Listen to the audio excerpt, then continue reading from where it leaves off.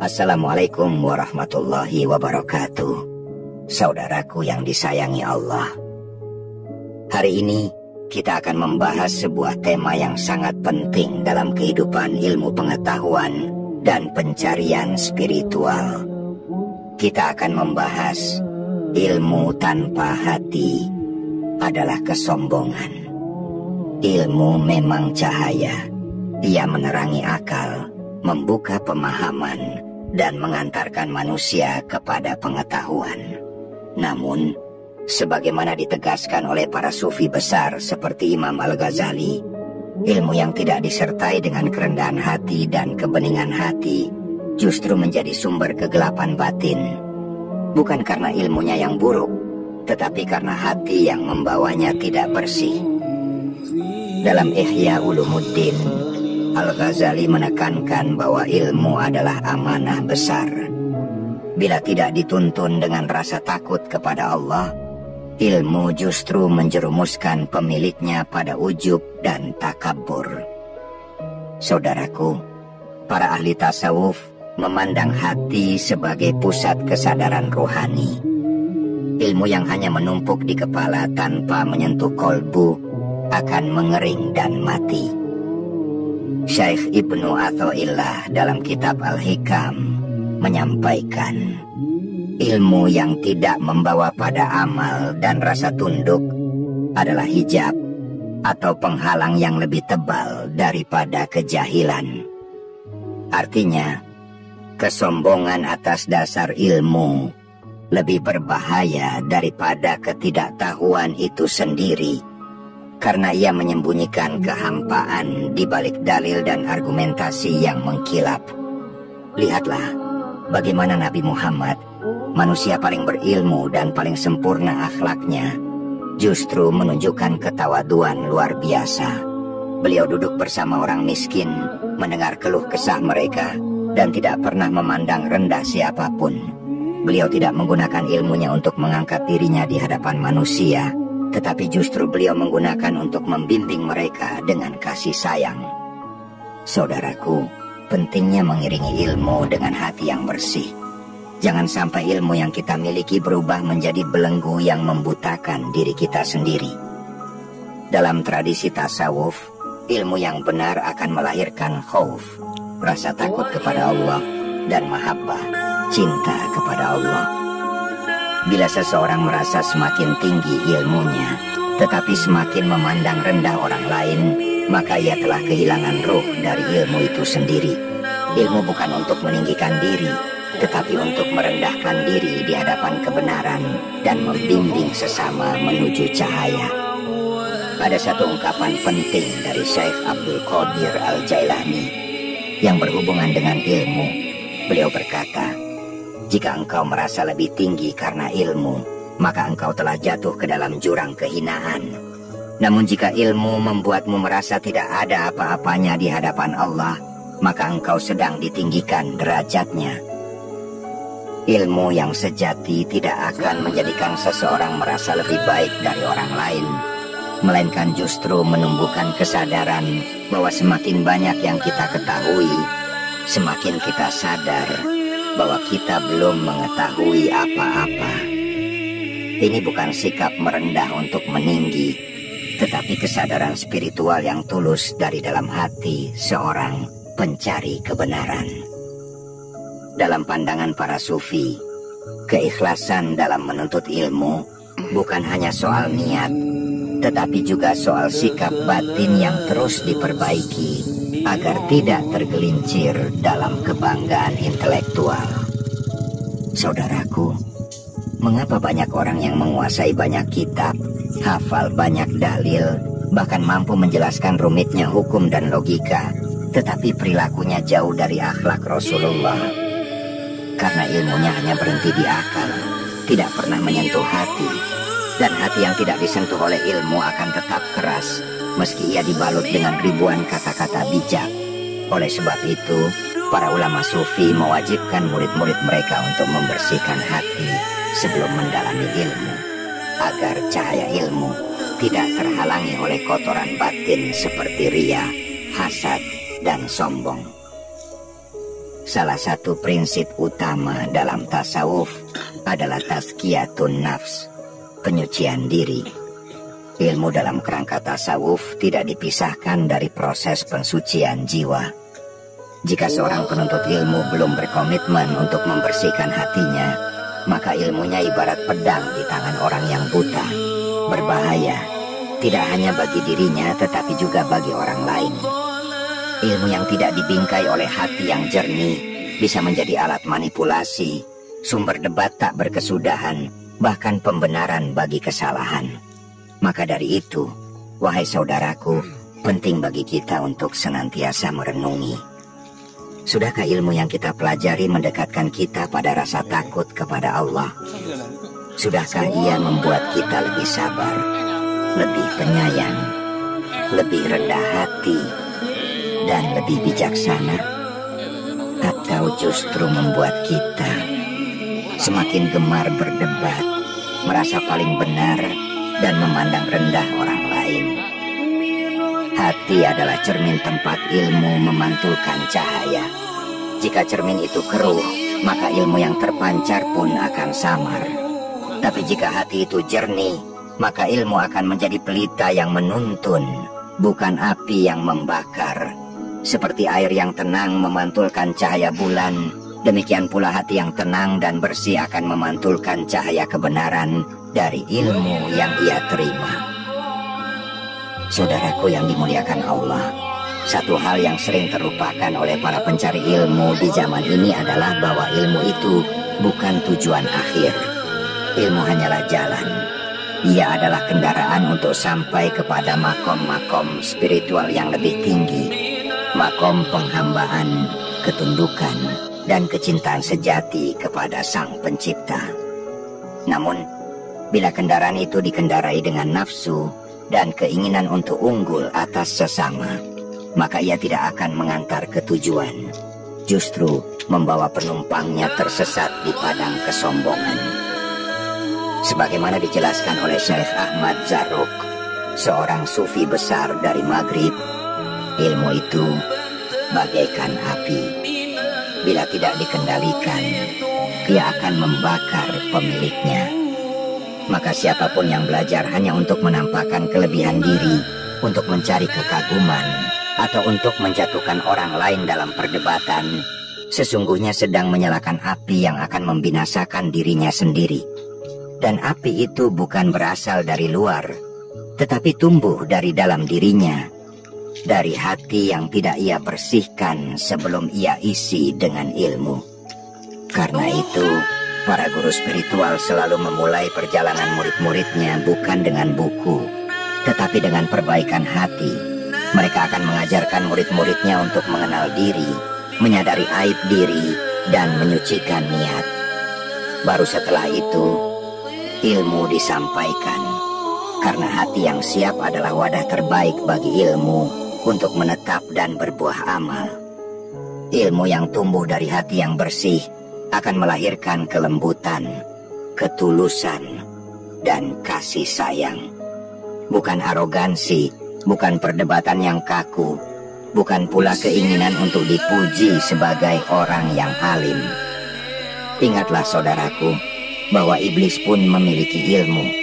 Ia tahu siapa Allah. Ia bahkan berdialog langsung dengannya. Tapi kenapa ia menjadi makhluk yang paling hina? Karena hatinya tidak tunduk. Ia sombong. Ia merasa lebih baik dari makhluk lain. Inilah pelajaran paling dalam dari kisah kejatuhan iblis. Bahwa ilmu tanpa hati yang tunduk dan bersih bisa menjerumuskan sejauh-jauhnya dari rahmat Allah. Jadi jika saat ini kita sedang menuntut ilmu, menghafal ayat dan hadis, membaca kitab-kitab besar, atau menulis tafsir dan opini, mari kita pastikan bahwa semua itu lahir dari niat yang benar dan hati yang bersih. Ilmu yang diberkahi adalah ilmu yang mendekatkan kita pada Allah dan menjauhkan kita dari kesombongan. Ilmu yang berkah adalah ilmu yang menumbuhkan akhlak. Ia membuat lisan kita lembut, perilaku kita teduh, dan wajah kita mencerminkan ketenangan batin. Saudaraku, bila engkau pernah merasakan bahwa ilmu yang kau pelajari justru membuat hatimu gelisah, membuatmu mudah merasa tersinggung, atau membuatmu memandang rendah orang lain yang tidak sepandai dirimu, maka berhentilah sejenak. Renungkan. Mungkin ada yang salah bukan pada ilmunya, tetapi pada niat dan hatimu. Karena ilmu yang sejati seharusnya menenangkan, bukan mengusik ketenangan. Ia seharusnya membuatmu lebih rendah hati, bukan tinggi hati. Rasulullah pernah bersabda bahwa orang yang paling dekat dengan beliau pada hari kiamat adalah mereka yang paling baik akhlaknya. Perhatikan, bukan mereka yang paling banyak hafalan, bukan pula yang paling sering berceramah, tetapi yang paling baik akhlaknya. Maka akhlak menjadi cermin keberhasilan ilmu. Jika ilmu tidak menghasilkan akhlak, berarti ilmu itu belum meresap ke dalam jiwa. Ia baru berhenti di lisan dan ingatan. Itulah sebabnya para sufi tidak pernah memisahkan ilmu dari akhlak. Dalam pandangan mereka, ilmu yang tidak melahirkan akhlak adalah ilmu yang belum hidup. Sufi besar seperti Imam Junaid al-Baghdadi dan Syekh Hasan al-Basri, keduanya dikenal bukan hanya karena tingginya ilmu mereka, melainkan mereka dikenal karena kelembutan sikap, ketinggian empati, dan kekuatan spiritual yang terpancar dari akhlak mereka. Mereka tidak berbicara banyak, tetapi setiap ucapannya menenangkan. Mereka tidak banyak berdebat, tapi kehadirannya membuat orang merenung. Saudaraku yang dirahmati Allah, mari kita terus bertanya kepada diri sendiri. Apakah ilmu ini telah membuatku lebih dekat kepada Allah? Apakah ia membuatku lebih mudah memaafkan, lebih sabar dalam menyikapi perbedaan, dan lebih ringan dalam membantu sesama? Jika belum, maka kita masih harus membersihkan wadahnya, yakni hati kita. Dan tidak ada jalan untuk itu kecuali dengan muhasabah, dengan doa, dengan zikir, dan dengan kerendahan hati untuk terus belajar. Ilmu bukan alat untuk memenangkan debat, tetapi untuk menuntun jiwa menuju keselamatan. Maka jangan biarkan ilmu menjadi beban yang memperberat hisabmu di akhirat. Jadikan ilmu sebagai sarana untuk memperbaiki diri, menebar manfaat, dan membawa kedamaian di tengah umat. Sebab ilmu tanpa hati bukan hanya kesombongan. Ia adalah jurang yang dalam dan sunyi, tempat di mana banyak orang terperosok tanpa sadar.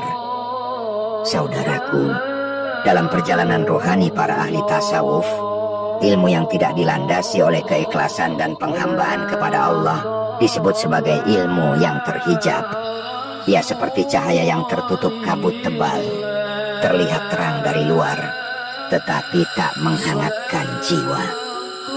Imam Al-Ghazali bahkan menyebut bahwa di antara orang-orang yang pertama kali dilemparkan ke dalam neraka adalah mereka yang berilmu namun tidak mengamalkannya, atau yang menjadikan ilmunya sebagai jalan untuk mencari pujian manusia.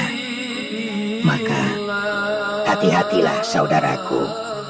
Jangan sampai ilmu yang seharusnya menjadi bekal keselamatan di akhirat justru berubah menjadi hujah yang memperberat pertanggungjawaban kita di hadapan Allah.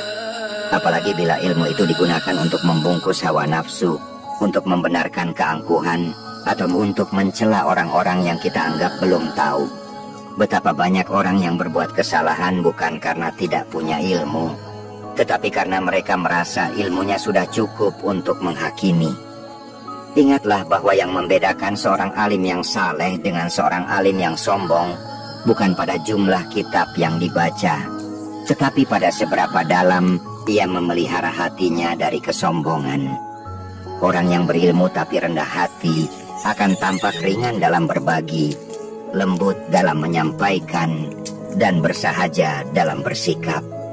Sementara yang sombong akan tampak tegang, merasa terancam oleh perbedaan, dan kaku dalam menyikapi perbedaan pandangan. Dan saudaraku, jika kita merasa pernah jatuh ke dalam jebakan ini, merasa lebih baik karena ilmu, menolak nasihat dari orang yang kita anggap di bawah kita, atau merasa paling benar, maka jangan tunda untuk bertobat. Tidak ada manusia yang sempurna, karena yang mulia di sisi Allah adalah mereka yang mau kembali saat menyadari bahwa dirinya sedang melenceng. Kembalilah kepada Allah dengan penuh kejujuran dan kerendahan hati, lalu jadikan ilmu sebagai ladang amal, bukan panggung pengakuan. Ilmu sejati adalah yang menumbuhkan rasa takut kepada Allah dan cinta kepada sesama. Itulah yang menjadi inti dari semua ajaran tasawuf. Dan itulah yang membedakan antara ilmu yang membebaskan dengan ilmu yang mengikat. Yang satu membuka jalan menuju kebenaran, yang lain justru menutup pintu-pintu kebaikan dengan dinding ego dan kesombongan.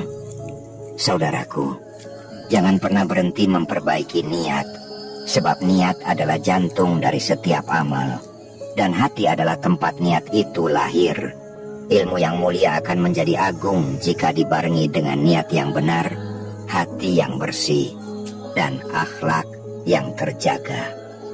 Namun ilmu yang tinggi pun akan kehilangan kemuliaannya jika diseret oleh ambisi pribadi dan ego yang tak terkendali. Dalam dunia tasawuf, ada sebuah nasihat sederhana yang sering disampaikan. Jangan sibuk memoles ucapan, tapi sibuklah memperbaiki keadaan hatimu. Karena orang yang hatinya bersih, maka kata-katanya akan jujur, dan ilmu yang keluar dari hati yang jernih akan masuk ke hati pula. Bukan hanya didengar, tetapi dirasakan. Bukan hanya dimengerti, tetapi dihayati. Inilah ilmu yang menumbuhkan perubahan, bukan hanya wacana, melainkan menjadi transformasi diri yang nyata. Jika engkau adalah seorang guru, sampaikanlah ilmu dengan kasih sayang. Jika engkau adalah seorang murid, tuntutlah ilmu dengan penuh adab. Dan jika engkau adalah seseorang yang sedang dalam perjalanan mencari ilmu dan makna hidup, jangan lupakan satu hal paling penting dalam perjalanan itu: bersihkan hatimu. Karena hanya hati yang bersih yang dapat menerima cahaya kebenaran secara utuh. Saudaraku yang baik, sampai di sini pembahasan kita tentang ilmu tanpa hati adalah kesombongan. Semoga yang telah kita renungi bersama ini membuka ruang baru dalam cara kita memandang ilmu dan memperlakukannya sebagai amanah, bukan kebanggaan. Mari terus memperdalam ilmu, namun jangan lupakan untuk memperhalus hati. Mari terus membaca, mengkaji, dan menghafal. Tapi jangan lalai untuk merenung, menghisap, dan bersikap lembut kepada sesama. Dan jika menurutmu konten seperti ini bermanfaat, penuh makna, dan perlu disebarluaskan, jangan ragu untuk mendukung channel ini. Tekan tombol suka, berlangganan, subscribe, dan bagikan ke saudara-saudara kita yang lain, agar kita bisa terus berbagi cahaya ilmu yang bersumber dari hati dan diarahkan menuju kebenaran. Wassalamualaikum warahmatullahi wabarakatuh.